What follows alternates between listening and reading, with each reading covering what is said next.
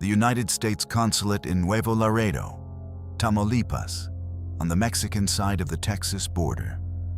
March 2022. It is a fortified building, the official soil of the most powerful nation on earth, staffed by American diplomats who process visas and serve U.S. citizens in one of the most dangerous cities in the hemisphere.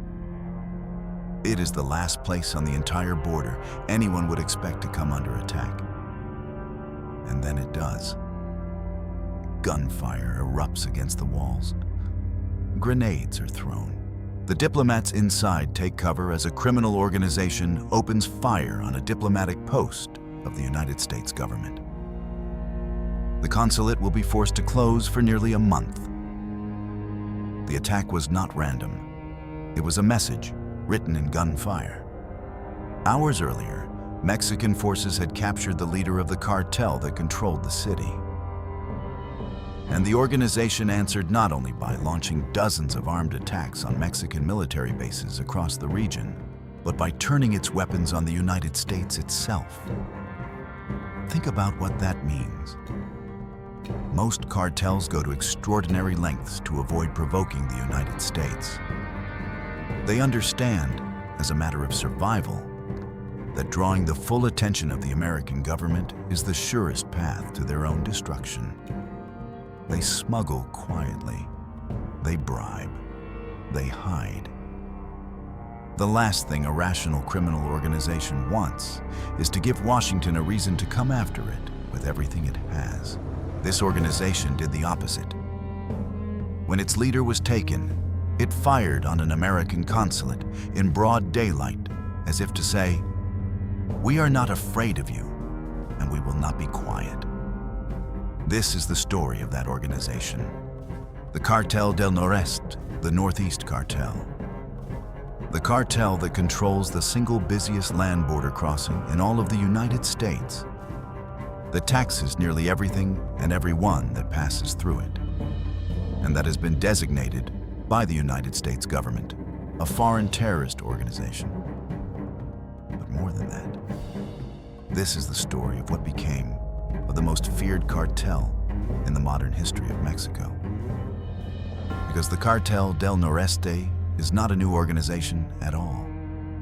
It is the direct descendant, the surviving heart of Los Zetas. And it has been run from the beginning by the last members of the family that rose to the top of that cartel and then watched it fall apart in their hands. The Trevino family. To understand the Cartel del Noreste, you have to understand that it is what was left when Los Zetas collapsed. Los Zetas, the army of former Special Forces soldiers who became the most militarized cartel Mexico had ever seen, reached their terrifying peak under two brothers from the border region of Tamaulipas. Miguel Angel Trevino Morales, known as Z40, and his younger brother Omar, known as Z42. What is striking about the elder brother is that, unlike so many of the original Zetas, he was not himself a soldier. He had no military career. Instead, according to investigators, he began his criminal life inside a local border gang and was recruited by the founder of the Gulf Cartel, the man who would create Los Zetas in the first place, to work as one of the cartel's couriers. His value was simple and specific. He spoke fluent English, and he had contacts on the American side of the border. He moved between Mexico and the United States, gained the trust of the men above him, and climbed. By the time he reached the top of Los Zetas, he had become one of the most feared figures in the entire Mexican underworld. And his name alone was enough to empty a room. But the brothers' reign was short, and it ended the way so many cartel reigns end with captures. Z40 was arrested in 2013.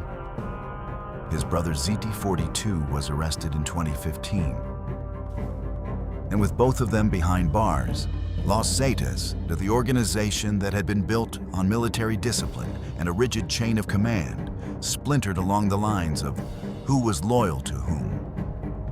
It broke, broadly, into two pieces.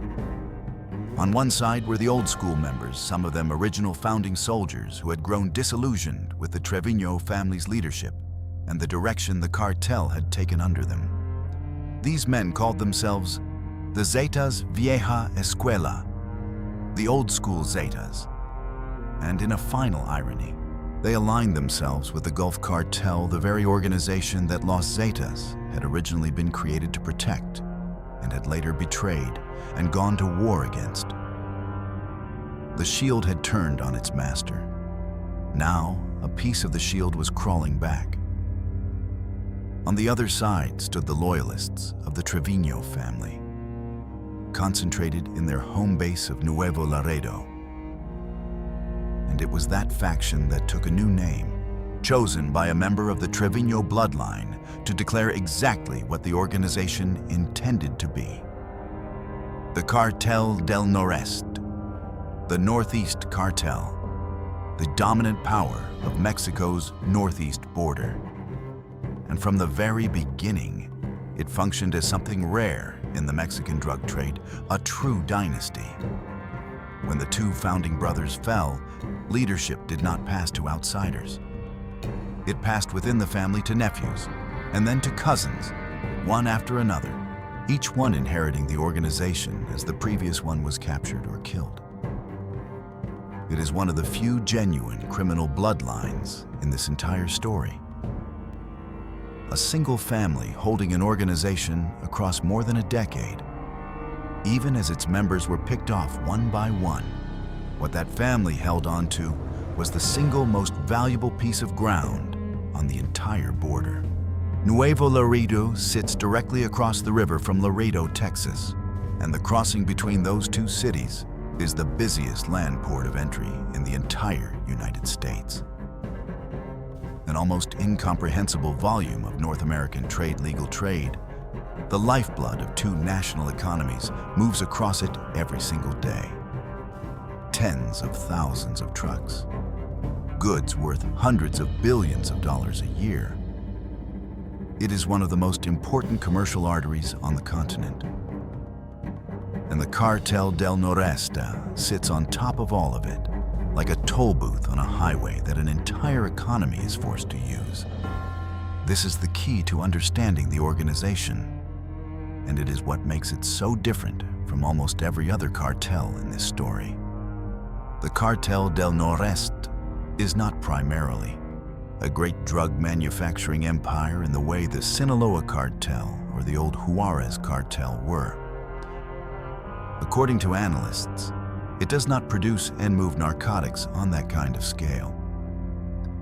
What it does is simpler and in its own way, more total. It taxes everything. Anyone who wants to move anything across that crossing pays the Cartel del Noreste for the privilege. The drug traffickers from other organizations who need to use the route, they pay. The smugglers who move migrants north, they pay. The transport companies hauling ordinary legal freight, they pay too. According to investigators, the group taxes nearly all of it. The illicit and the licit alike. It inherited this system directly from Los Zetas, who had pioneered a brutal insight. You do not need to own the product. If you own the road, the product travels on. Control the choke point, and everything that passes through it pays you, whether it knows your name or not. It was a kind of dark genius. The busiest doorway between two nations turned into a single family's private toll road, generating income with every truck that rolls across the bridge. But controlling a border crossing means controlling a city, and the Cartel del Noreste rules Nuevo Laredo with a completeness that is hard to convey. The organization maintains a network of lookouts known across Mexico as hawks, stationed throughout the city and along its approaches, at intersections, outside hotels, near the bridges, watching. Almost nothing moves in Nuevo Laredo without the cartel knowing about it. The army cannot roll in without being tracked from the moment it arrives. A stranger cannot appear without being noticed and reported up the chain. For the people who live under that watch, the cartel is not a distant threat, but a constant, ambient presence, the unseen authority that decides who passes, who pays, and who simply disappears. It is, in every meaningful sense, the real government of that city, with the official one operating only at its sufferance. And the toll on the crossing was never the organization's only source of money. The Cartel del Noreste, like the Zetas before it, also fed on one of Mexico's largest industries, its fuel supply. Fuel theft, the siphoning of gasoline and diesel out of the national pipeline network, and the trafficking of stolen fuel by the tanker load, became a vast parallel business. The scale of it is difficult to imagine. One investigation that would eventually bring down a senior cartel figure began with the seizure in 2025 of a single tanker carrying 10 million liters of stolen diesel. Taxed trade, smuggled drugs, smuggled people. Stolen fuel, the organization had assembled a portfolio of revenue streams, each one feeding a war chest that paid for the weapons, the armored trucks, and the soldiers that kept the entire machine running. And to enforce all of it, the Cartel del Noreste built an armed wing with a name that told you everything you needed to know about it. La Tropa del Infierno, the Hell Troop, a heavily armed paramilitary unit equipped with military-grade weapons and armored vehicles, created to hold Nuevo Laredo against the Mexican army and against any rival who dared to reach for the crossing. As the cartel pushed to expand into the neighboring state of Nuevo León, it formed yet another armed wing for that fight. This was an organization that thought and fought like a military, because its origins were military, and it had never forgotten the lesson its founders learned in the Special Forces. Discipline, firepower, and absolute control of territory. The Hell Troop was not a metaphor. Its fighters moved in convoys of armored trucks, ordinary vehicles plated over with steel, until they resembled improvised tanks, built in clandestine workshops for the sole purpose of urban warfare. They carried the kind of firepower that let them stand and fight the Mexican military, rather than simply scatter before it. When the state came for the cartel's leadership, the Hell Troop's answer was not to run, but to engage to set the city streets on fire with burning vehicles, to throw up blockades across every road out, to ambush patrols, and to make the cost of any operation in Nuevo Laredo as high as the government could possibly bear. It was the original Zeta doctrine, inherited intact and undiluted. Meet force with greater force, and make the state think twice before it ever comes back. And the reach did not stop at the border. According to the United States Treasury Department, the Cartel del Noreste operates on both sides of the line. It maintains associates, facilitators, and drug distribution hubs reaching deep into the United States, into Texas, Oklahoma, Georgia, and the American Midwest. It smuggles fentanyl, methamphetamine, and other drugs north using hidden compartments in tractor trailers and passenger vehicles. And even, according to authorities, using ordinary commercial passenger buses to carry product across the border. It runs large-scale human smuggling operations, and it has been accused of kidnapping and exploiting the very migrants it smuggles, holding them for extortion or forced labor. In one operation inside the United States, American immigration authorities raided a nightclub run by the cartel in South Carolina. An unlicensed establishment tied to drugs, weapons, and human trafficking, and arrested dozens of undocumented people in a single night. A cartel from the Mexican border, running a trafficking front deep inside the American Southeast. The human smuggling deserves a closer look, because it is where the organization's cruelty is most exposed.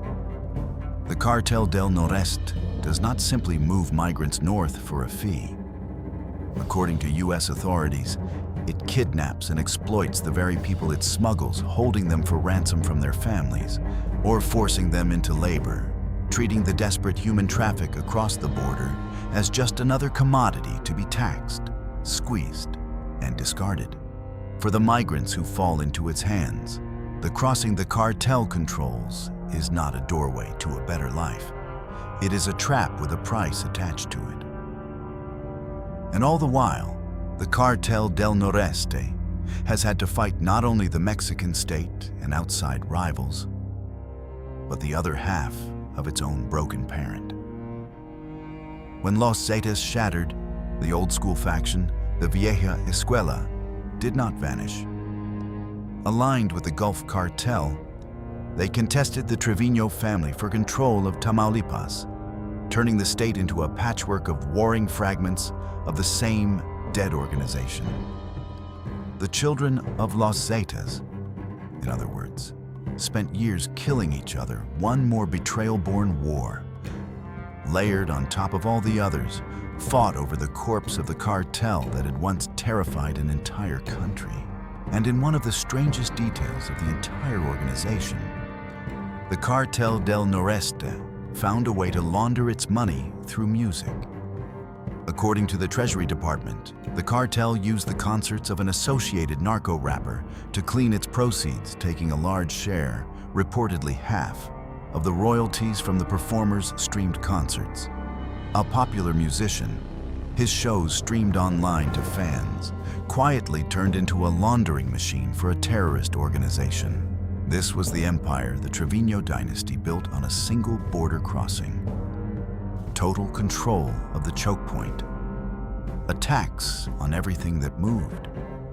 An enforcement wing called the Hell Troop. Operations reaching into the heart of the United States. And a willingness to use violence so extreme that, even by the standards of the Mexican cartels, the organization stood apart. That violence had a specific and deliberate character.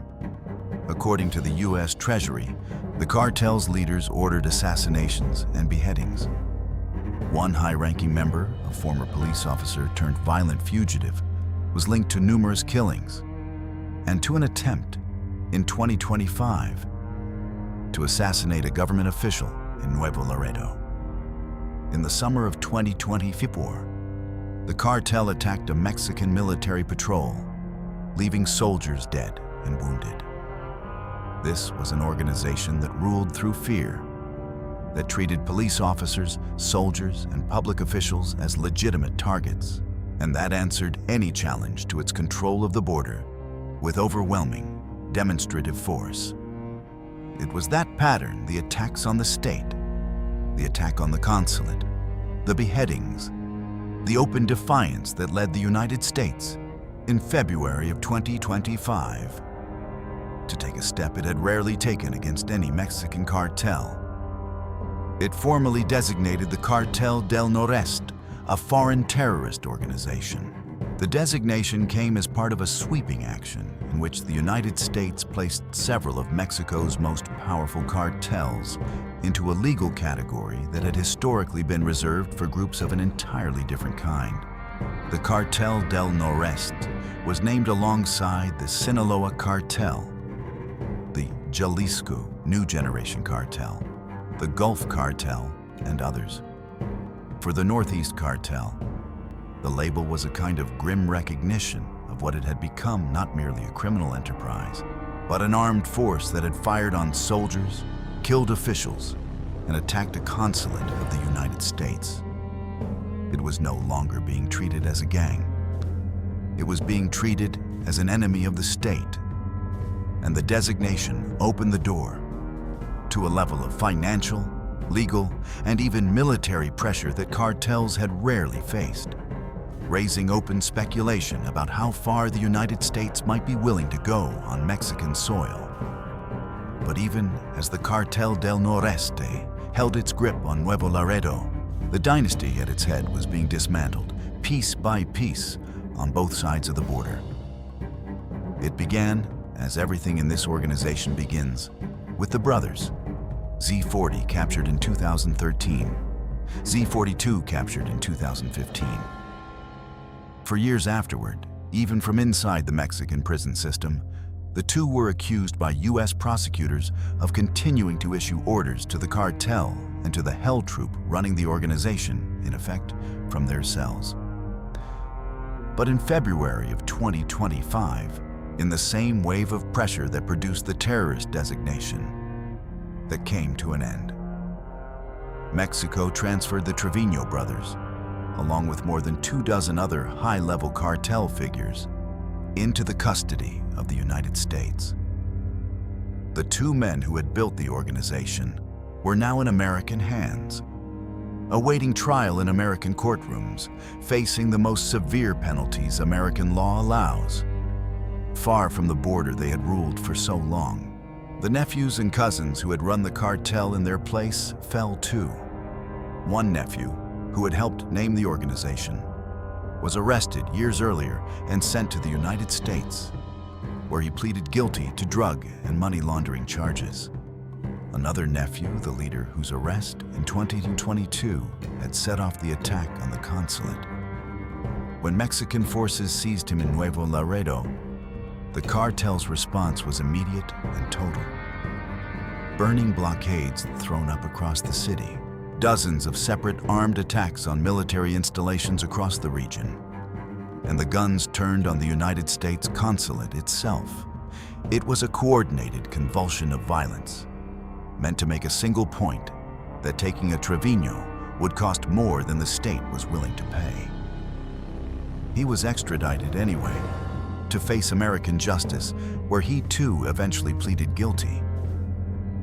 With him gone, leadership passed to a cousin, who became, by the accounts of analysts, the most identifiable figure left at the top of the cartel. But those same analysts describe him with a phrase that captures exactly where the dynasty now stands. The last of the Treviños. A multi-generational criminal family that had held an organization across more than a decade, now reduced to so few members that there may be no one left to carry the bloodline forward. And the dismantling has not stopped there. Through 2025 and into 2026, one regional commander after another has fallen a second in command, arrested in early 2025, in connection with the attack that had killed those soldiers the previous summer. A tactical leader and other senior figures named and sanctioned by the U.S. Treasury in successive waves.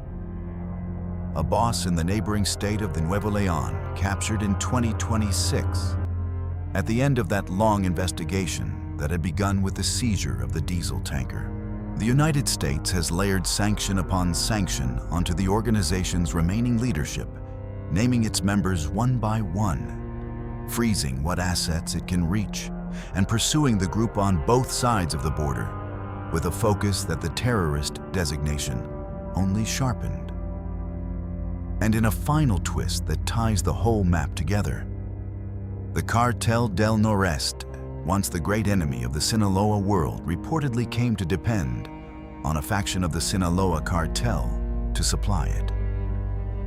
According to the U.S.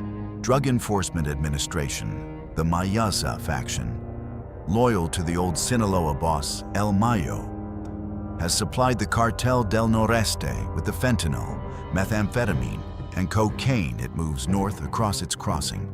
The descendant of Los Zetas and a piece of the Sinaloa cartel, the two halves of a decades-long blood feud doing business. Because in the end, the border tax does not care whose product crosses, only that it pays. And so we are left, as we so often are with these stories, with a set of questions that have not yet been answered.